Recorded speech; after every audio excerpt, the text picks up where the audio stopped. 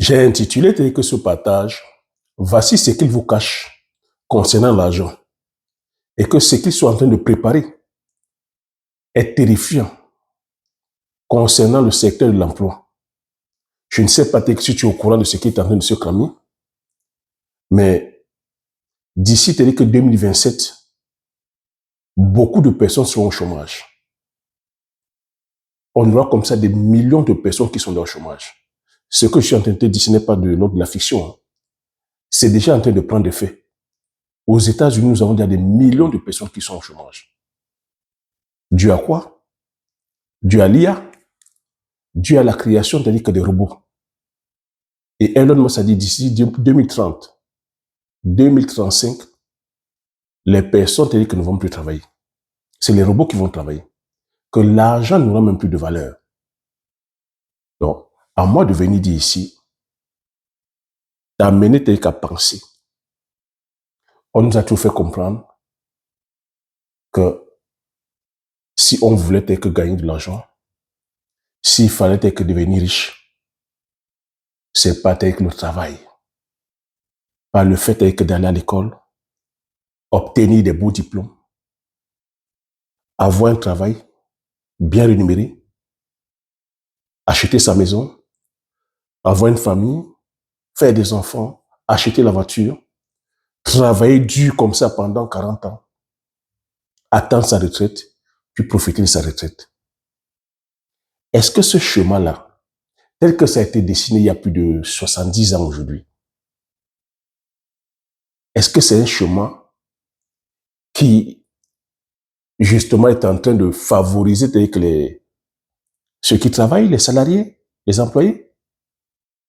Mais en même temps, on voit comment que l'économie est en train de chambouler. On parle de crise économique, on parle de récession, on parle d'inflation. Les personnes qui travaillent aujourd'hui n'arrivent pas à joindre les deux bouts. La vie est de plus en plus chère. Hausse, c'est-à-dire que des loyers, hausse, c'est-à-dire que des coûts d'énergie, tels que l'électricité, le gaz, de l'eau, la nourriture, c'est-à-dire que l'alimentation, c'est-à-dire qu'à plus de 40% d'augmentation depuis plus de 20 ans ou 30 ans. Le coût des transports a augmenté. Les commodités, voilà, usuelles, que tout est cher. Les voyages, tout a augmenté. Mais ce qui n'a pas augmenté depuis, c'est les salaires. Donc, on voit de plus en plus de personnes qui travaillent, mais qui sont pauvres en fait. De plus en plus de personnes qui travaillent, mais qui n'arrivent pas à se loger. Parce que même l'accession au logement aujourd'hui est compliquée. L'accession à la propriété est hyper compliquée. Si les taux d'intérêt aujourd'hui sont hyper élevés, ce qui fait que on a du mal à accéder à la propriété. On a aussi un phénomène où les jeunes de moins de 25 ans ont du mal à trouver de l'emploi. Et en même temps, ceux qui sont aujourd'hui en retraite ont des difficultés pour pouvoir percevoir leur retraite. Parce qu'on nous fait aussi comprendre en même temps que, comme les pays ne sont pas compétitifs, les pays ne produisent pas. Je te prends le cas de la France. La France n'est pas productive. La France n'est pas en train de créer de la valeur, créer de l'emploi. Donc, ceux qui sont aujourd'hui en retraite ont du mal à percevoir leur retraite parce que il n'y a pas de productivité. Donc, qu'adviendra-t-il alors pour les moins jeunes, pour les plus jeunes? Donc, c'est pour ça que je t'amène à réfléchir aujourd'hui que ce système-là, tel qu'ils l'ont programmé, est-ce que c'est un système qui amenait, c'est-à-dire que justement les salariés étaient qu'à pouvoir devenir riches? Ça demande, c'est-à-dire que de la réflexion. Hein. En même temps aussi, on voit une partie de la jeunesse. Je vous ai fait une vidéo là-dessus. La génération Z, qui aussi, dès qu'aujourd'hui, avec l'avènement, c'est-à-dire que de la technologie, les réseaux sociaux, lève la tête, constate que le système tel que ça a été vendu, c'est-à-dire qu'à leurs parents, d'aller travailler dur, de façon acharnée, de façon volontaire, sans se poser des questions, venir servir, c'est-à-dire que l'employeur servir son patron, nourrir le rêve de son patron. Et travailler comme ça pendant 40 ans, attend sa retraite, ou pendant que tu le fais aussi, tu le bosses en espérant avoir une augmentation ou une promotion. Les jeunes sont en train de voir que c'est un système voilà, qui ne les profite pas, ils ne progressent pas. Pire encore, certains employeurs poussent le vice trop loin, recrutent des jeunes uniquement pour exploiter ces jeunes en fait.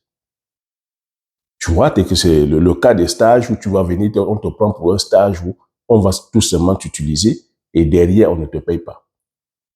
On est en train de friser des aberrations. Il y en a qui travaillent même, derrière ne sont pas payés à la juste valeur. On voit que beaucoup sont allés, ont obtenu que c'est bac plus 10. Il y a tellement aujourd'hui des diplômés qu'on n'arrive pas, ils n'arrivent pas à trouver le travail. Aujourd'hui, ils sont obligés d'aller prendre des emplois précaires pour pouvoir remplir le frigo. Voilà là où nous en sommes. Est-ce que le travail aujourd'hui permet de s'enrichir? Ou c'est justement uniquement des jobs alimentaires? La vérité est que beaucoup aujourd'hui ne font que des jobs alimentaires. Donc moi, c'est ce secret que je viens casser ici. Je viens te faire comprendre que le but du travail, même que l'école, j'ai coutume à te dire que cette école, le système éducatif n'a pas été conçu pour pouvoir nous rendre riches. Quand je parle riche sur le plan financier, ce système a été conçu pour pouvoir uniquement nous amener à être des exécutants. Voilà que le système. Et ce système, pour le comprendre, il faut comprendre dans quel système nous sommes. Nous sommes dans un système capitaliste, libéral. Et ceux qui ont conçu ce système, c'est les pères fondateurs, j'ai coutume à te dire, les Rockefeller, les Andrew Carnegie, les J.P. Morgan, les Frères Lumière, les Henry Ford. Tu vois, c'est 400 grandes familles comme ça américaines qui ont conçu ce système. Et tu vois, je te parle aujourd'hui des noms qui sont là, qui résonnent encore 100 ans plus tard. Parce qu'eux, ils ont créé un système où il fallait que les gens viennent travailler afin de pouvoir continuer à faire grandir leur business en fait. C'est Andrew Carnegie qui a dit clair que les inégalités sont là. Les inégalités, c'est normal qu'il y ait des inégalités. Les inégalités doivent pousser les personnes courageuses à aller prendre leur part des gâteaux. Donc tu vois qu'ils ont créé un système où ils ont créé leur système, ils embauchent les gens afin que ces personnes puissent venir créer, puissent venir développer le système. Mais ils te payent. Ils te donnent un salaire pas assez conséquent afin que tu viennes contester sa place. On te donne juste le juste assez pour que tu continues à venir courir comme, tu vois, le lapin court après la carotte. Parce que imagine un temps soit peu. Si ton patron te payait le montant ou la somme que tu voulais, 200 000 euros par mois, 400 000 euros par mois, qu'est-ce que ça allait donner? Ça allait donner que tu n'allais pas, tu vois, à 400 000, 400 000 euros, tu n'allais pas être obéissant, tu n'allais pas être docile, tu n'allais pas être loyal, tu n'allais pas être encore à espérer que les augmentations, tu n'allais pas être concentré, focus sur son travail. Tu allais prendre les 400 000, 300, les 400 000, tu allais faire ton épargne et toi aussi, tu devais aller développer ton système. Donc, on paye. Je te dis, c'est le système de la carotte avec le lapin. On te paye de façon que ça ne suffise même pas. Et on te laisse tout dans l'espoir d'une hypothétique augmentation, hypothétique promotion. Je ne sais pas si tu vois un peu le système. Donc, c'est un système qui est savamment pensé et on te maintient dans ce système-là de dépendance où derrière, tu deviens maintenant dépendant des crédits. C'est pour ça que le système de crédit aussi, là, on te piège avec ce crédit-là. Lorsque tu vas aller prendre un crédit pour l'immobilier, parce que oui, lorsque tu as obtenu un travail, on te dit que tu as obtenu un CDI. Maintenant, toi, si tu veux pouvoir lever la tête, dire que sur le plan social, que tu t'épanouis, tu vas aller prendre un crédit. Parce qu'on t'a dit que le CDI te permet d'avoir un crédit. Voilà comment on te piège avec ce crédit-là. Tu vas aller prendre un crédit pour la voiture. Tu vas aller prendre un crédit pour l'aménagement de la maison. Prendre un crédit pour voyager. Prendre un crédit pour manger. Prendre un crédit. Voilà comment tu te retrouves donc piégé dans ce système-là. Avec un salaire, c'est-à-dire que de catéchiste. Ce qui fait que, même si on te propose des opportunités aujourd'hui, tu ne peux pas partir de là parce que tu es piégé. Et ce patron-là continue à te nourrir d'espoir. Travaille dur, sois courageux, sois déterminé, sois volontaire, continue à prendre les heures supplémentaires, continue à ramener même le boulot tel qu'à la maison, afin de pouvoir faire progresser tel que l'entreprise, avec tel qu'en ligne de mire, tel qu'une hypothétique promotion, avec en ligne de mire une hypothétique augmentation. Mais on a vu des salariés même, bien que l'entreprise soit tel que prospère, le patron vient parler d'une délocalisation. Que non, tel que l'entreprise n'est pas en train de faire des bénéfices, on va délocaliser. Tout ça pourquoi? Parce que le patron veut faire plaisir à ses actionnaires. Donc aujourd'hui, les salariés ne sont même pas du tout considérés. Le patron ne considère que ses actionnaires. Ton manager s'en fout de toi parce que le manager, lui, il ne court qu'après sa prime. Donc, ce qui fait qu'on a des salariés aujourd'hui comme ça qui dépriment. Des salariés qui n'arrivent, qui ne s'épanouissent pas que dans le travail. Les salariés qui ont la boule au ventre lorsqu'ils vont au boulot. Des salariés qui n'arrivent pas à trouver le sens, c'est-à-dire à donner à leur vie. La seule chose qui préoccupe, c'est-à-dire que le patron, c'est le bénéfice de ses actionnaires. Et derrière ça, on voit des salariés, lorsque l'employeur dit, ben, on va délocaliser pour aller tel que là c'est meilleur, on a vu des sociétés où des salariés ont accepté même de travailler gratuitement. De travailler gratuitement pour que la société fasse des bénéfices et puisse pouvoir satisfaire les actionnaires. Vous n'avez pas vu ça? Énormément d'usines ici en France ont failli fermer, mais les salariés se sont constitués volontaires de travailler gratuitement.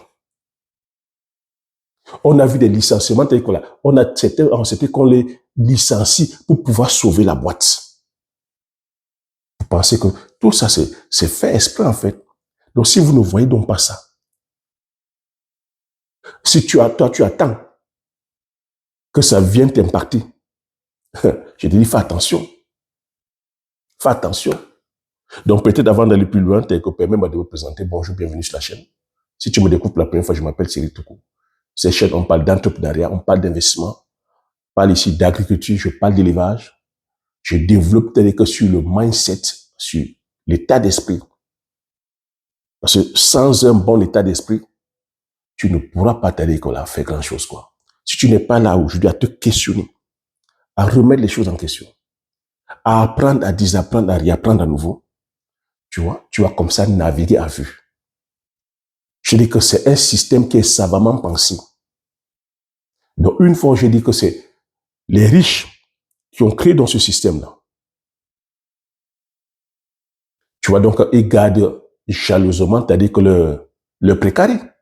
Donc, lorsqu'ils créent un système, ils sont là, leur système, c'est que ça crée de la valeur. Quand je parle ici des systèmes, le système, c'est quoi? C'est Amazon. Le système, c'est quoi? C'est Bouygues. Le système, c'est quoi? C'est SFR. Le système, c'est quoi? C'est tout ce que tu vois, c'est Apple. Le système, c'est quoi? C'est-à-dire que c'est Facebook. Le système, c'est quoi? C'est tous ces grandes industries de l'automobile. Tous ces grands groupes agroalimentaires. C'est ça les systèmes qui créent de la valeur. Donc, eux, les riches ont compris qu'on devient riche parce qu'on crée de la valeur. Or que le salarié, on maintient le salarié à penser que c'est à travers, c'est-à-dire que les heures que tu vas gagner tout ton argent. Non, je vais te comprendre, faire comprendre que on devient riche parce qu'on crée de la valeur. Que si tu es là concentré uniquement à dire je vais travailler dur, de façon acharnée, afin que mon patron, c'est-à-dire que voilà, me repère, me fasse une augmentation, ou me fasse une promotion, ou en espérant, parce qu'aujourd'hui certains travaillent dans l'espérance d'avoir une promotion. Non, je viens te demander ici de changer de mindset. Changer de mindset.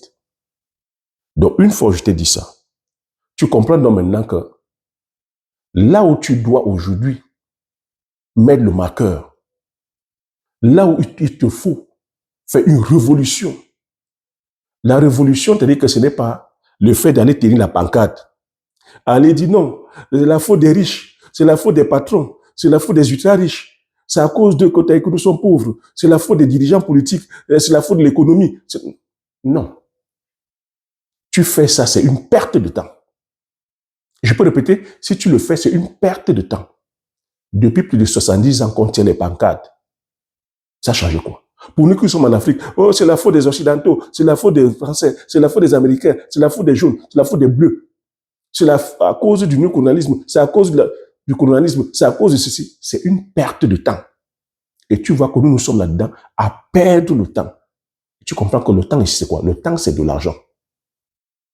Time is money. Le temps, c'est de l'argent. Et tu comprends que là où tu mets ton focus,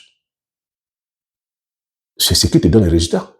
Vous voyez que nous, on a mis le focus sur la lamentation, sur les plaintes stériles, où il n'y a aucune action concrète. Et tu comprends que nous sommes dans un monde de rapport de force. Eux, ils ont ce rapport de force qui crée de la valeur.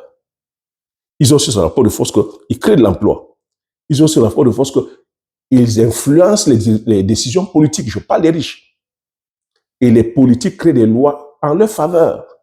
Tu entends de plus en plus, oh, c'est parce que tu as dit que voilà, celui-là est le président, tu as dit que des riches. Non, l'économie influence, tu as dit que la politique. Il faut comprendre ça. Et que nous sommes dans un monde de rapport de force. Rapport de force économique, rapport de force militaire, rapport de force institutionnelle, rapport de force sociale. C'est le rapport de force. Nous sommes les aides des rapports de force. Quand tu vas reprendre, tu voilà, même le fonctionnement du monde. Avant, comment ça se passait? Ici, en Europe, c'est-à-dire qu'ils se sont battus pendant 1000 ans entre eux. Quand tu entends les royautés, avant, c'était les rois. Mais pour conquérir un territoire, il fallait aller combattre les autres, massacrer les autres, pour conquérir le territoire. Mais c'est avec l'évolution qu'on a créé des lois, on a créé des normes, on a créé des réglementations. Mais est-ce que tu penses que cet instinct animal est sorti en nous? C'est toujours là. C'est pour ça qu'il faut s'intéresser à la géopolitique. Il faut s'intéresser un peu à la politique. Quand tu regardes sur le contexte géopolitique, tu n'es pas en train de voir les tensions. Tensions, c'est-à-dire que sur le plan voilà, du Moyen-Orient, Israël et la Palestine, tu ne vois pas les tensions. Tensions, c'est-à-dire que sur le plan Ukraine-Russie, tu ne vois pas les tensions. Tu ne vois pas la tension, même encore là maintenant. Voilà le Venezuela qui est menacé. Par qui? Par les Américains. Pourquoi? Parce qu'on est toujours à vouloir contrôler le territoire, malgré les institutions qui sont là, telles que l'ONU, toutes ces grandes institutions. Mais le rapport de force est toujours là que quand le fort veut toujours, c'est-à-dire que dominer. Il ne faut pas que tu perdes de vue ça. Donc moi, je viens t'interpeller là-dessus pour que tu comprennes que ce que tu dois faire maintenant, ce n'est pas de tenir la pancarte. Elon Musk s'en fout de savoir que tu te plains. Mark Zuckerberg s'en fout de savoir que tu te plains. Elon Musk a quoi? Il est à plus de 300 milliards. Il s'en fout. Lui, il crée la valeur quand tu as créé la valeur. Elon Musk s'en fout de savoir que tu as tiré la pancarte. Jeff Bezos s'en fout de savoir que tu as tiré la pancarte. Aliko Dangote s'en fout de savoir que tu tires la pancarte. Et le même Aliko Dangote s'en fout de savoir que tu as l'envie de devenir millionnaire. Donc tu peux aussi aujourd'hui changer juste ton état d'esprit. Commencer à penser autrement. Faire, c'est-à-dire que te faire violence, parce que la révolution, ce n'est pas à l'extérieur. la révolution doit être à l'intérieur de toi. Ce n'est pas l'économie qui doit changer. Ce n'est pas les riches qui doivent changer. Ce n'est pas le politique qui doit changer. Ce n'est pas la météo qui doit changer. Ce ne sont pas les personnes qui sont autour de toi qui doivent changer. Mais c'est toi qui dois changer. C'est toi qui dois apporter la meilleure version de toi-même. C'est toi qui dois commencer à changer le paradigme, les pensées limitantes qui sont autour dans ta tête. Commencer à penser que si tu es pauvre, c'est la faute des riches. Il faut casser ça. Commencer à penser que si tu veux devenir riche, il faut que c'est ton président qui vient changer les choses. Commencer à penser que tu es pauvre parce que tu viens d'Afrique, que tu es pauvre parce que tu viens d'une famille pauvre. C'est des paris qu'il faut casser. Commencer à penser que tu es pauvre parce que tu n'as pas de diplôme ou parce que tu as trop de diplômes. Commencer à penser que tu es pauvre tout simplement parce que ton patron ne veut pas te faire une augmentation. Commencer à penser aujourd'hui que tu es pauvre parce que tu attends le temps de Dieu, que c'est Dieu qui va faire les miracles. Commencer à casser ces barrières limitées pensées de paresse, d'oisiveté, de facilité, de penser que non, c'est les autres qui vont faire et toi, tu vas venir prendre. Commencer à casser ces pensées qui sont là que lorsqu'on te propose une opportunité, c'est trop dur, ou tu cherches la facilité, tu veux le gain facile, le gain rapide. Commencez maintenant à avoir cet état d'esprit de dire, tu viens apporter la valeur. Commence à aller vers la valeur. Je ne sais pas à qui est-ce que ce partage va parler. Quand tu commences à faire ce travail-là sur toi, aller vers la valeur maintenant, comprends maintenant qu'on devient riche parce qu'on apporte un service, on apporte un produit. Parce qu'on vient résoudre un problème en fait. Les riches sont tellement préoccupés par le fait de venir résoudre les problèmes. Plus tu es en train de résoudre les problèmes, plus tu vas gagner ton argent. Et j'ai dit en amont que Elon Musk est en train de dire c'est les robots qui vont travailler dorénavant. Tu comprends là maintenant que si tu vas aller chercher de la valeur, tu dois aller chercher une valeur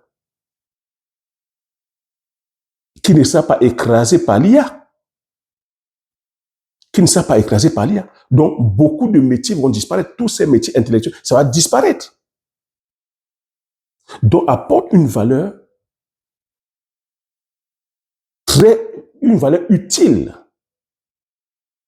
Et ça a un impact dans la vie des gens que tu vas gagner sauvagement d'argent.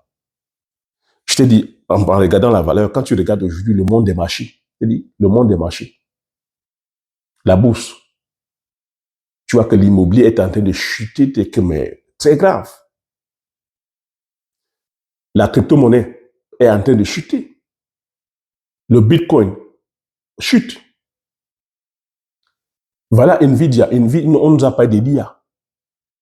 Que l'IA, que c'est le phénomène. Est-ce que l'IA, c'est pas une bulle? Est-ce que Nvidia, c'est pas une bulle? Spéculatif. Il faut comprendre là, c'est quoi la bulle? Je l'ai déjà expliqué sur plusieurs vidéos. L'économie américaine est en train de vaciller. L'économie réelle. Il n'y a pas d'industrie, il n'y a pas d'emploi.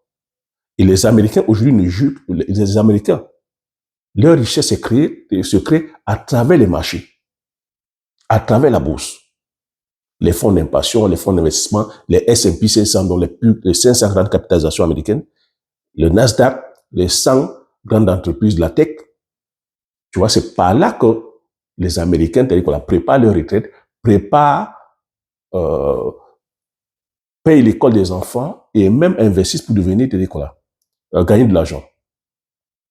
Donc, tu vois que c'est un sacro-saint qu'ils ne peuvent pas laisser tomber. Donc, aujourd'hui, c'est tout le monde qui parle d'NVIDIA. Tu vois, Elon Musk, c'est-à-dire que c'est l'IA. OpenAI, tous ne jouent que vers l'IA. Amazon, c'est-à-dire que tous ont des clouds là. Amazon Cloud ne joue que sur l'IA. Microsoft Cloud ne joue que sur l'IA. Google Cloud, il ne joue que sur l'IA. Et tous là, c'est-à-dire que mettent le focus sur la société NVIDIA qui produit les cartes graphiques et les puces. Mais on peut se demander que, mais est-ce que ce n'est pas une bulle? Pourquoi toutes ces compagnies américaines, ces grosses mastodontes? Et tu vois que quand tous ces grosses mastodontes convergent, ça donne quoi? On te dit maintenant que cette fois-ci, c'est différent. Maintenant, c'est l'IA. Maintenant, c'est sur l'IA qu'il faut aller. Et tous les investisseurs vont comme ça investir sur l'IA. Mais est-ce que tu dis que c'est une technologie aujourd'hui qui rapporte de l'argent? Une compagnie comme Nvidia est valorisée aujourd'hui à plus de 5 000 milliards de dollars. 5 000 milliards de dollars. C'est une compagnie qui a une valeur qui pèse plus que les plus grandes, les 40 plus grandes, je veux dire, compagnies européennes. Une seule compagnie, Nvidia, 5 000 milliards. Est-ce que ce n'est pas trop beau pour être vrai? Et la vérité est que les grands investisseurs, tels que les Warren Buffett,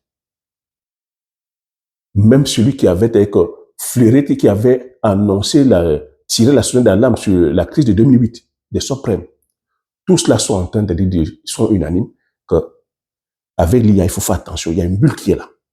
Ça risque de cracher. Si ce n'est pas fin 2026, ça peut être 2027. Mais en même temps, on voit comment l'économie américaine, la Fed, la Banque centrale, est en train de pomper la planche à billets afin de pouvoir soutenir cette économie-là. Donc la question, ce n'est pas est-ce que ça va exploser, mais la question, c'est de se poser la question, mais quand est-ce que ça va exploser? Mais quand on voit des sages comme Warren Buffett, qui a sorti en 3 ans 184 milliards de dollars pour aller investir sur les valeurs concrètes, acheter les terres, investir sur les entreprises concrètes. Warren Buffett lui-même, il n'achète pas les actions de son fonds d'investissement. Warren Buffett trouve que même son fonds d'investissement aujourd'hui est hyper valorisé. C'est grave. Aujourd'hui, dès que beaucoup vont plutôt mettre de l'argent sur l'or, c'est que l'or, c'est la valeur refuge. Parce qu'on se rend compte que la monnaie est en train de perdre en valeur, la monnaie fiduciaire. Que ça va cracher. Mais la question, c'est quand est-ce que ça va cracher? Et quand ça va cracher, la question, c'est où est-ce que tu seras? Donc, c'est pour cela qu'il faut aujourd'hui commencer à penser, c'est-à-dire là, organiser, contrôler son argent. Ne pas laisser son argent dormir dans un livret A. Ne pas laisser son argent dormir dans une assurance vie. Il faut savoir diversifier. Aller maintenant vers les valeurs concrètes. C'est ce que je te répète ici à chaque fois. À chaque fois, je te dis, je t'amène à aller investir vers les valeurs concrètes. Depuis que la création de cette chaîne, je te parle des valeurs concrètes. Je te dis, j'ai à date plus de 450 conventions d'entreprise, pas des moindres. Donc, en termes de stratégie, tu vois, je te parle ici de stratégie, de géostratégie, de géoéconomie, de géopolitique, même la politique entre en jeu. Et je te parle de stratégie dans le business. Je viens de te parler du mindset, de ton état d'esprit, de ta vision des choses. C'est pour ça que je viens de te dire, en tant que salarié, tu entends des fois, non, je cherche l'argent, non, je vais aller faire des heures supplémentaires. Non, l'argent n'est pas perdu. L'argent papier te dit que c'est du papier, te dit que ça n'a aucune valeur. Ce qui donne la valeur à l'argent, c'est le produit ou le service. Ce qui donne la valeur à l'argent, tu vois, c'est ça. Le poivre, c'est une valeur. L'huile de palme, c'est une valeur. Le bitacol, le njansa, la couleur communautaire, le manioc, le tarot, c'est la valeur. Donc, va plutôt vers la valeur. Parce que ce n'est pas l'argent qui donne la valeur au poivre. Non, c'est le poivre qui donne de la valeur à l'argent. Donc, aujourd'hui, même si l'argent disparaît, les gens auront tout besoin de consommer le poivre, de consommer l'huile, de consommer le manioc, de consommer le bitacola, de consommer le tarot, de consommer la banane plantain. Donc, va plutôt chercher la valeur. Aujourd'hui, commence à gagner pour pouvoir donc obtenir ces valeurs-là. Il faut que tu sois avec une nouvelle version de toi-même. Il faudrait que tu acquières ces compétences. Que tu te formes à comment produire le poivre, comment produire le manioc, comment produire le macabo, comment produire le tarot. En parlant de formation, regarde sous la barre de description de ces vidéos-là. Les formations sont disponibles. Ce n'est que comme ça que tu peux t'affranchir. Allez maintenant aussi créer ton propre système. L'argent fiduciaire, l'argent papier n'a de la valeur que parce qu'on lui accorde une certaine confiance. Je t'ai expliqué pourquoi. Que l'argent avant était arrimé sur l'or. Aujourd'hui que l'argent n'est pas arrimé sur l'or, l'argent est basé sur la confiance. La confiance de qui? La confiance des États. Parce qu'on sait aujourd'hui que les États produisent. Mais comme les États ne produisent plus rien aujourd'hui, tous les pays sont en faillite. C'est l'effondrement économique mondial parce que les pays sont en faillite. Les États-Unis étaient comme plus de 35 000 milliards de dettes. La France a 3 000, 3 000, 3 000 milliards d'euros. Le Japon est en faillite, l'Angleterre est en faillite, l'Allemagne est en pleine récession. L'Afrique, n'en parlons pas. Comment pourras donc tu te faire confiance à ces monnaies-là? C'est pour ça que la monnaie perd en confiance. Les gens vont maintenant plutôt réfugier leur argent sur les valeurs concrètes. Les riches vont acheter les terres agricoles. Les riches vont peut-être acheter les matières premières, les métaux tels que précieux, l'argent, l'or. Les riches peut-être vont acheter les matières premières minières. C'est vers là. Les riches vont investir dans le secteur agricole. Parce que l'alimentation, quoi qu'on dise, qu'il pleuve, qu'il neige, qu'il vente, on aura toujours besoin de manger. Tu vois? Et des stratégies que je partage ici avec toi, ce n'est pas fondé sur l'émotion. Je ne viens pas te dire ici parce que je veux paraître intelligent, mais je vais te dire parce que c'est stratégique. Le choix de mes cultures, quand je dis qu'on a produit les cultures du terroir, c'est parce que c'est qu'en termes de rapport de force, tu n'es pas attaqué, tu n'es pas touché. Mais le rapport de force, tu vois qu'on peut aller attaquer un pays comme le Venezuela, un pays souverain. On l'attaque parce qu'on veut prendre ses matières premières, on veut prendre ses ressources. Parce que le monde aujourd'hui, les tensions sont sur le plan énergétique. Parce que les robots qu'on veut fabriquer, il faut des terres rares. Il faut l'énergie. Le progrès est basé aujourd'hui sur l'énergie. Aucun pays, aucun continent sérieux ne peut penser progrès si ce continent ou ce pays n'est pas autonome sur le plan énergétique. Et la tension aujourd'hui, c'est sur l'énergie. Donc, on ira chercher l'énergie là où ça se trouve. Et c'est là où, tu vois, je t'ai dit, nous sommes des êtres avec l'instinct animal. Les rapports de force viendront encore. Et c'est ceux qui sont forts qui pourront dire que justement, lever la tête. Et ceux qui sont forts aujourd'hui, c'est quoi? C'est ceux qui ont dit que tu vois cette arme atomique. C'est pour ça que Poutine peut faire le bras de fer. C'est pour ça que celui qui est en Corée du Nord peut faire le bras de fer lorsqu'on parle. Parce qu'ils ont cette arme atomique. Pour nous qui n'avons pas, vous pensez qu'on peut parler? On peut parler de quoi? On peut se plaindre et ça arrive où? Même si on tient la pancarte, ça va arriver où? Ils viendront prendre Hurrah. Donc c'est pour ça qu'il faut être stratège. Il faut utiliser la stratégie. Tu ne vas pas te dire que je veux la mécanisation. Oui, la mécanisation, est-ce que tu as aujourd'hui les capacités de pouvoir acquérir la mécanisation? Est-ce que tu as des usines pouvant entretenir cette mécanisation? Est-ce que tu as des usines pouvant fabriquer cette mécanisation? Est-ce que tu as cette science, tu as cette technologie? Parce que la science et la technologie, c'est breveté aujourd'hui. Ça s'appelle la propriété intellectuelle. Et la propriété intellectuelle, ça appartient aux personnes qui ont créé cette valeur-là. Donc, en termes de rapport de force, on peut nous refuser ça pour nous maintenir toujours dans l'asservissement, la pauvreté. Et c'est ce qui se passe, les gars. Donc, ne soyons pas dans un fantasme. Non, on va aller aussi produire le blé, on va aller aussi produire les céréales de soja, on va aller où? Pour venir compétir avec qui? Voilà, que le problème qui est là. L'Amérique a besoin. Donald Trump a demandé qu'à la fête d'imprimer la planche à billets pour aller sauver l'Argentine. Vous savez ce qui s'est passé? Les agriculteurs américains sont en train de dire niet. Parce que lorsqu'il y a eu cette crise sur les taxes, qu'est-ce qui s'est passé? La Chine a dit, je ne prends pas le soja américain. Quels sont ceux qui ont souffert? C'est les agriculteurs américains qui ont souffert, qui ne pouvaient pas livrer leur soja à la Chine. La Chine, c'est un gros consommateur de soja. La Chine a fait quoi? La Chine s'est détournée vers l'Argentine. Et qu'est-ce que l'Argentine a fait? L'Argentine a baissé, c'est-à-dire que son prix sur le soja. Les Chinois sont allés prendre le soja argentin.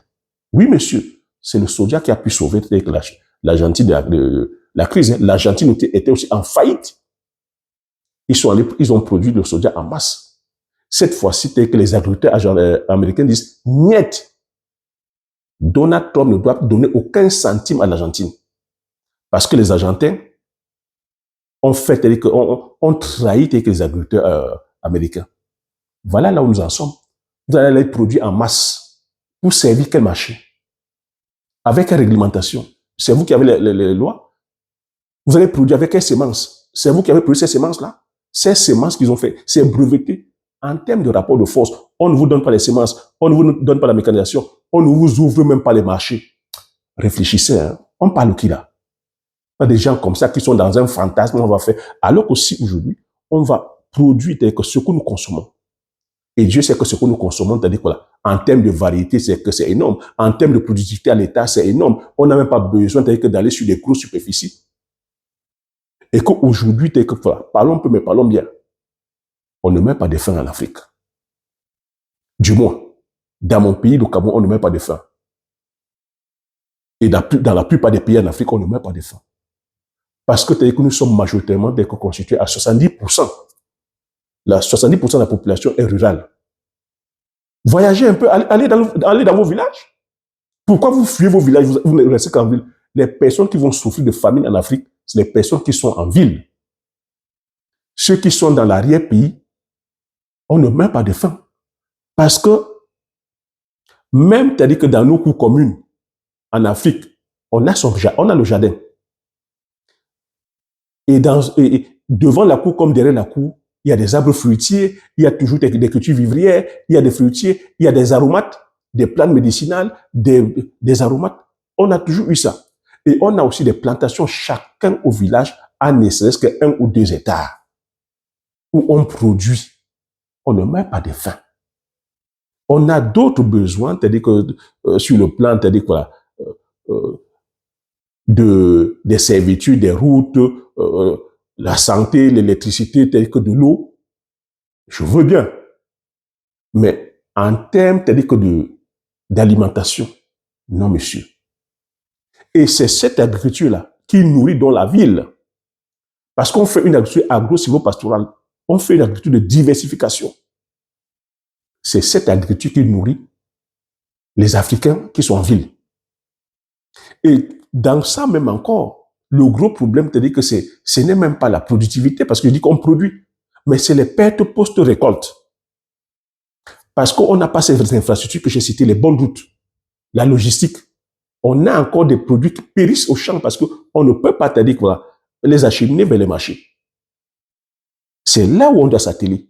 Et pour s'atteler là-dessus, tu vois que ça demande donc, si tu vas les produire, tu vas les transformer, ça nécessite de l'énergie. Et ceux qui vous conseillent, est-ce qu'ils sont vraiment des entrepreneurs? Est-ce qu'ils sont vraiment en train de créer de la valeur? Pour maintenant pouvoir les transformer, il te faut de l'énergie. On peut te donner les machines, mais sans énergie, tu fais quoi? Et l'énergie ici, c'est l'électricité, c'est le pétrole, c'est le gaz. Et d'autres mesures, même de l'eau. Parce que pour produire, il te faut de l'eau aussi en quantité. Si tu n'as pas tout ça, tu fais quoi? Mais ça aussi, c'est des leçons des gouvernements. C'est l'État qui doit mettre ça en place. C'est l'État qui doit mettre ça en place. Donc on a beau dire, on veut les machines, on veut ceci, on veut... Mais sans énergie, tu fais quoi? Si tu n'as pas cette technologie-là, si on ne peut pas aujourd'hui transformer, tu as dit quoi? L'énergie, tu as dit que hydraulique, l'énergie, tu as dit que éolienne, l'énergie, tu as dit que solaire, l'énergie thermique, l'énergie, tu as dit que la méthanisation. Si on n'a pas cette technologie, on n'a pas cette science, si on ne met pas nos matières premières, la matière grise pour le faire, on peut brailler comme on peut brailler. Les machines ne vont pas, c'est-à-dire que se faire. Et si on n'a même pas cette science pour créer cette industrie pour fabriquer les machines, parce que même les machines, il faut te dire que le brevet. Est-ce qu'on a ce brevet? Et nous sommes dans un monde de rapport de force. On peut te bloquer donc pour des raisons, c'est-à-dire que de te maintenir que dans la pauvreté. On te dit, on ne te donne pas le brevet sur la mécanisation. On ne te donne pas le brevet sur les semences. On ne te donne pas le brevet, c'est-à-dire que sur toute la science. C'est dans ce monde que nous sommes. Et il ne faut pas être naïf. Donc tu comprends donc si tu veux, c'est-à-dire qu'aujourd'hui, pouvoir obtenir ta liberté, liberté ici financière, liberté technologique, liberté scientifique, liberté sur le plan de la souveraineté alimentaire, liberté que sur le plan de la science, de la technologie, tu te dois de compter sur toi-même. On se doit de compter sur nous-mêmes. que les autres sont arrivés à un niveau où ils ont que créé leur système et ils préservent leur précaré du comme fer. Je ne sais pas à qui ce partage va parler. Voilà comment je parle. Et tu vois, ici, je fais une analyse froide, sans émotion, sans état d'âme. Parce que c'est comme ça, le monde est brutal. Le monde est violent. On ne parle pas, c'est-à-dire que de... On n'est pas dans un monde de bisounours. Hein. On n'est pas dans un monde, ah, c'est notre frère. Ah, non, on est dans un monde d'intérêt. Et c'est brutal, c'est violent. Donc, ne viens pas là tenir la pancarte à commencer à pleurer que, ah, vous voyez, ils ne nous aiment pas. Ah, c'est leur faute. Ah, non. Eux, ils sont rationnels. Ils suivent une logique. Ils sont clairs dans leur logique. C'est à toi aussi maintenant d'établir tes bases, de suivre ta logique. Et crois-moi, si tu deviens aujourd'hui millionnaire ou milliardaire, ça ne va pas déranger Aliko Dangote. Hein. Ça ne va pas déranger tel que Baba Dampoulou. Hein. Ça ne va pas déranger tel que Jeff Bezos. Ça ne va pas déranger Elon Musk. Non. Ils ne te calculent même pas. Ils ne te calculent pas. Donc, commence dès maintenant aussi à créer tes valeurs, à créer la valeur, à apporter de la valeur aux gens. Commence à apporter de la valeur. Es-tu un homme ou une femme de valeur? Est-ce que ce que tu fais là présentement, t'amène vers l'idéal de vie tel que possible que tu veux créer? Ou es-tu dans le bruit? Es-tu en train de paraître riche au lieu de devenir riche? Parce que là où eux, ils sont riches, parce qu'ils créent de la valeur. Donc pour le faire, ça va demander, comme je coutume à te dire, quand tu saisis une opportunité, disparaît. Quand tu saisis une opportunité comme ça et que tu as pris la connaissance, disparaît. Va travailler dans l'ombre. Va travailler en silence. Ne cherche pas l'approbation du groupe. Ne cherche pas la validation des autres. Disparaît. Disparaître ici ne veut pas dire que non, tu te coupes. Non, tu vas maintenant vers tes pairs. Tu veux produire le poivre. Tu viens vers ceux qui savent produire. Tu viens par exemple vers moi. Qui te parle du poivre. C'est moi qui ramène le poivre tel que sur YouTube. Qui te parle du poivre. Qui te parle du bitacola. Qui te parle du jacin. Qui te parle de l'agriculture. Qui te parle de l'élevage. Qui te donne les stratégies tel que comment aller produire la poule locale. Aller produire tel que le canard, la pintade. Commencez petit mais voir grand. Ne cherche pas à vouloir épater la galerie en disant je vais commencer sur 100 hectares, 200 hectares. Tu vas mourir dans le film. Tu viens vers moi, je te partage une stratégie, accepte de payer le prix. Créer une richesse générationnelle telle que ça demande de payer le prix. Ça ne va pas être facile. Oui, ça va être dur. Mais c'est dans cette dureté-là que tu te forges un caractère. Parce que n'oublie pas, tu aimerais devenir la meilleure version de toi-même. Et comprends que lorsque tu vas vouloir devenir la meilleure version de toi-même, comme tu étais entouré avant des tocards, des médiocres, des sorciers, des jaloux, ces personnes-là ne vont pas comprendre d'un bon oeil que tout d'un coup, que tu veux changer. Ils vont se dire, mais qu'est-ce que tu veux nous montrer là maintenant? Tu vas aller où? Tu veux faire quoi? Attention. Je te préviens, ça va être violent. Ça va être brutal. Tout comme tu vois les millions de personnes qui tiennent la pancarte, que c'est la faute de Aliko Dangote, c'est la faute d'Elon Musk, c'est la faute des riches, c'est la faute. Il faut comprendre que oui. Elon Musk, Aliko Dangote, tous ces ultra riches là, ont fait le choix de sortir de la masse, de ne pas penser comme la masse. La masse tient la pancarte et se plaint. Oh, c'est la faute du riche. Oh, c'est la faute du président. Oh, c'est la faute du gouvernement. Oh, c'est la faute de mes parents. Oh, c'est la faute de mon oncle. Oh, c'est la faute de mes tantes. Ah, je savais. Ça, c'est la masse est dans la médiocrité, en fait. Tu comprends donc que toi aussi, les gens vont tenir la pancarte quand tu vas commencer à dire tu veux être différent. Il faudra accepter. Hein. Ça va être violent. Hein. Je te préviens. Ça va être violent. On va t'écarter, on va te mettre de côté. Mais ne rougis pas par rapport à ça. Comprends tout simplement que c'est l'étape nécessaire si tu ne veux pas rester dans la médiocrité. Travaille. Ne va pas te justifier. Ne va pas expliquer ce que tu veux faire. Parce que les mêmes qui n'ont pas compris ta vision vont te maintenir dans la pauvreté, dans cette médiocrité. C'est le propre de l'être humain. C'est le problème de l'être humain. Et tu sais que dans notre communauté, encore en Afrique, c'est grave. Chez les Camerounais, encore, c'est puissant, c'est violent. Les Camerounais, encore, avec la jalousie et tout ce tribalisme, ça va être violent. Mais travaille dans l'ombre. Travaille. Tu connaîtras les difficultés. Tu vas tomber. Mais il faudra te relever. Tombe 10 fois, lève-toi 11 fois. Bâtis ton caractère dans l'ombre. Sois patient, sois courageux. Je te dis ici, il faut beaucoup de courage. Tu connaîtras les trahisons. Tu connaîtras les déceptions. Tu perdras de l'argent. Ça va des fois. Mais n'oublie pas que ta vision, pourquoi tu veux faire ça? Pourquoi tu veux délivrer ce service-là? Pourquoi tu veux délivrer ce produit?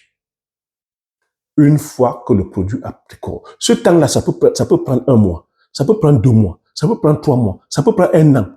Ça peut prendre 2 ans. Ça peut prendre 5 ans. Ça peut prendre 10 ans. Garde le cap. Garde le cap. Ferme ta bouche. Ne cherche pas qu'on t'applaudisse. Vous voyez que dans notre communauté, à peine quelqu'un n'a même pas commencé, il a déjà fait le tour tel que des réseaux sociaux.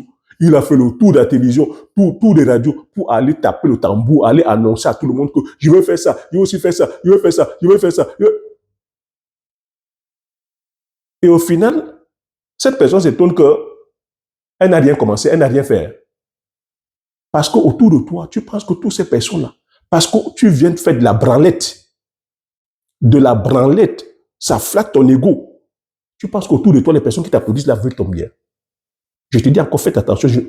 J'aime dire en Afrique, mais je dis précisément au Cameroun. Au Cameroun, c'est-à-dire que on est jaloux, on se jalouse même pour rien. Tu n'as encore rien fait. Tu vas commencer à taper le tambour pour qu'on vienne flatter ton ego. Mais tu penses que derrière ça, pourquoi tu ne vas pas t'attirer des jaloux en fait, des jalouses? Au final, total de toto, tu ne fais rien. Chou blanc. Donc prends le temps, tu vois une culture comme le poivrier, ça demande 3 ans. 2 ans et demi, 3 ans au minimum pour que ça entre en production. Dans ces 3 ans-là, il peut se passer beaucoup de choses. Des contingents sur lesquels tu n'as pas le contrôle. Mais c'est à toi d'être assez intelligent, de comprendre que tu n'es pas allé faire le poivre parce que tu voulais paraître. Tu n'es pas allé faire le poivre parce que tu courais forcément après l'argent. Parce que tu as dit que tu vas te courir après la valeur. Tu n'es pas allé faire le poivre parce que tu voulais paraître intelligent, tu voulais paraître beau. Tu voulais dire que non, c'est moi le meilleur. Non. Tu as fait le poivre parce que tu voulais apporter une valeur. Le poivre, c'est la 3e culture la plus rentable au monde. Le poivre, c'est la première épice la plus consommée au monde. Je peux te parler de l'huile de palme, du Njansan, l'huile de palme. Qu'est-ce qu'on peut faire en Afrique sans huile de palme? Donc tu comprends que ça vaut le coup de payer tous les prix pour pouvoir servir la ménagère de son huile de palme, pour pouvoir servir l'industrie de l'huile de palme, pour pouvoir impacter les autres, apporter de la valeur aux autres. Ça vaut le coup. Quel est le sens que tu veux donner à ta vie? Ça vaut le coup d'être utile, parce que le but de la vie, c'est d'être utile. Quand tu fais consommer les gens le poivre, le Njansa, le bitakola, la coula kumeta, le manioc, le macabou, le taro, tu es utile, mon ami. Au-delà de tout, c'est de savoir la personne que tu es devenue. Donc, tu vois, tu travailles. C'est quand les résultats sont là que tu viens afficher les résultats, mon ami. Ouais, à qui je parle? Quand les résultats sont déjà là, tangibles, tu viens afficher. Parce qu'en ce moment, tu ne demandes la permission à personne. Tu n'es pas là à te demander que est-ce que ça peut donner. Mais tu viens donner la feuille de route, le processus. Et ça fait que tous ces jaloux, tous ces personnes calomnieuses, tous ces mécréants, tous ces partisans de moindre effort, toutes ces personnes médiocres, tous ces bavards, mon ami, ne pourront pas t'atteindre parce que tes résultats parlent pour toi. Tes résultats parlent pour toi. C'est comme ça que tu les fermes. C'est comme ça que tu fermes la bouche à tous ces gens-là. Parce que c'est là. Et c'est la stratégie que tous les riches, tous les grands de ce monde appliquent.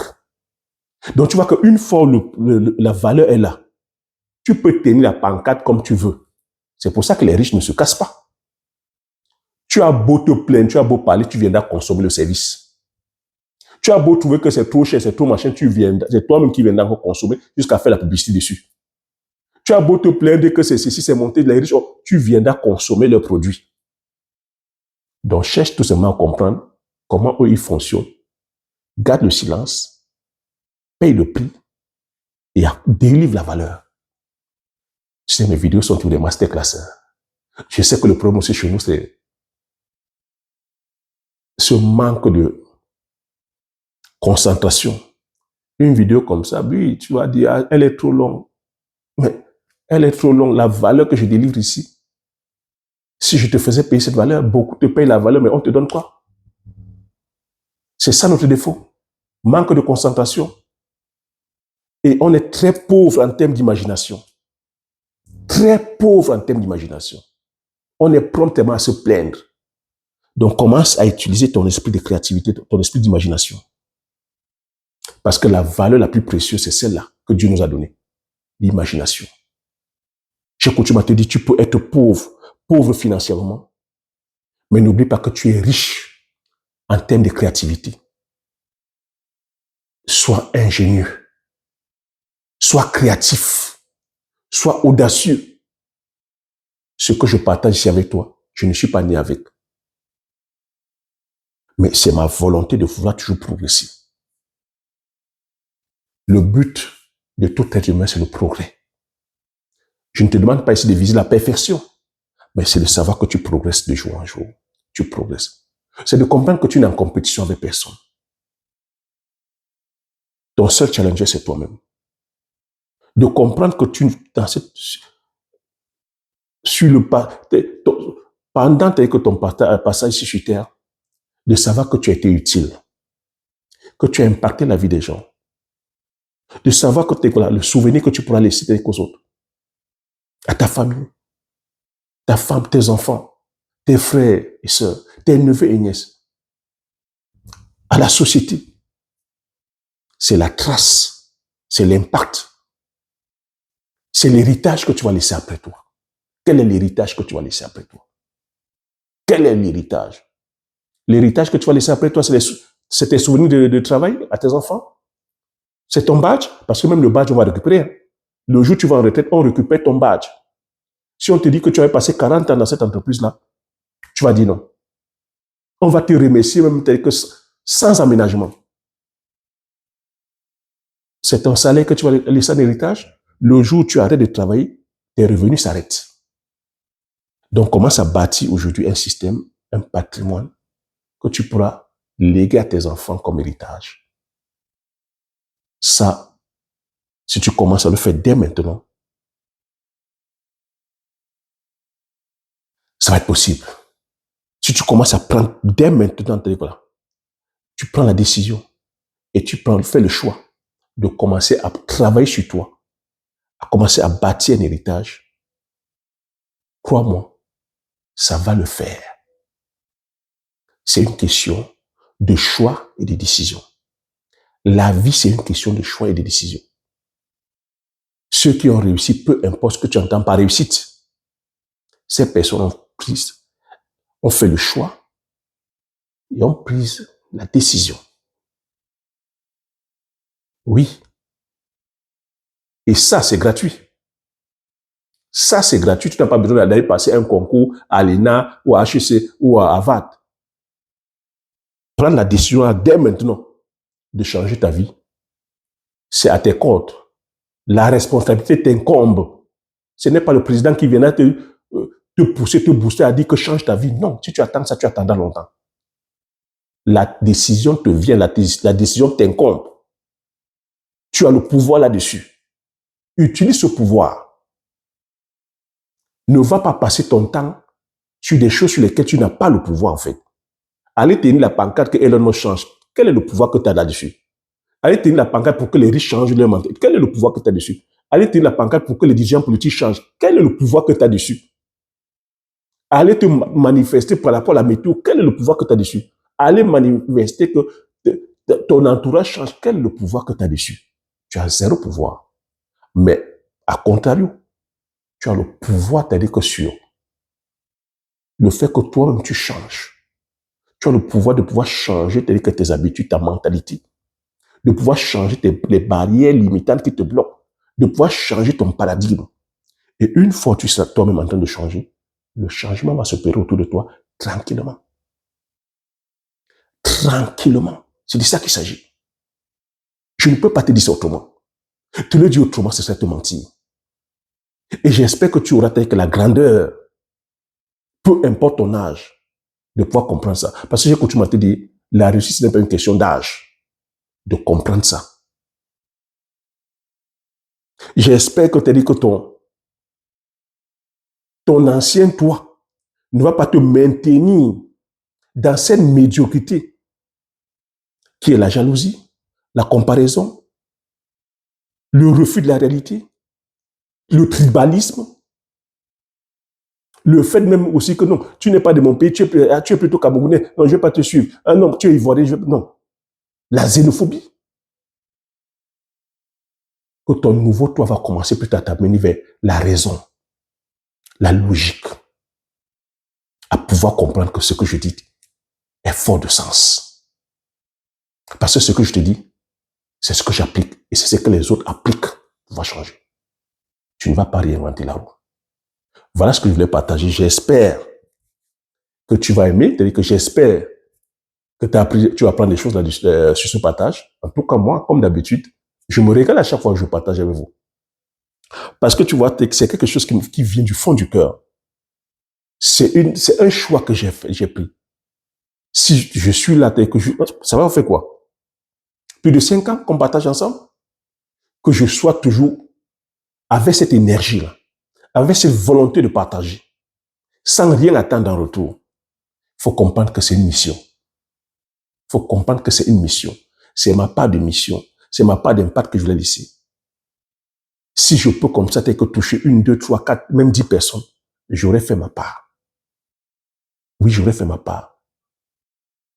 N'oublie pas, je t'ai dit, on n'est pas venu sur cette terre pour accompagner les gens. On n'est pas venu sur cette terre pour venir de façon anonyme, partir de façon anonyme. On est venu sur cette terre pour être utile aux autres. Et tu commences à impacter, à gagner lorsque tu es utile pour les autres. Arrête d'être égoïste. Commence à donner. Tu vois que lorsque tu vas donner, ça va te revenir au centuple. C'est mon grand-père qui me disait tout ça. Lorsque tu es en train de donner, et donner, ça ne veut pas dire que tu es beaucoup. Donner veut dire ici dès que le peu que tu as. Et ce n'est pas forcément dire que l'argent fiduciaire. C'est tout ce que tu as, la connaissance. Tu as cette connaissance-là aujourd'hui. Pourquoi tu ne peux pas aider aussi ton frère, ta soeur, ceux qui sont autour de toi, t'es que dans cette ignorance? Tu peux aussi aujourd'hui avoir les moyens de l'argent fiduciaire. Aide aussi les autres. Impacte les autres. Contribue, apporte de la valeur. C'est ce que je t'appelle apporter de la valeur. Apporte de la valeur aux autres. Et tu verras comment ta vie va commencer à se décanter. Je parle ici sur le plan de la santé, sur le plan spirituel, sur le plan émotionnel. Tout ce qui peut apporter de la valeur, partage, donne. Tu vas te sentir libéré. Moi, c'est ce que je fais aujourd'hui. Voilà ce que je voulais partager. Sur ce, t'es là. Comme j'ai coutume à dire, l'information, c'est la connaissance. Comme j'ai coutume à dire, j'attends ton avis dans les commentaires. Hein. Donne-moi ton avis dans les commentaires. Dis-moi, t'as dit que voilà, ce que tu penses de ce partage-là. Comment tu es en train de te préparer par rapport, t'as dit que voilà, au chômage de masse qui arrive. Quelle est ta vision concernant l'argent?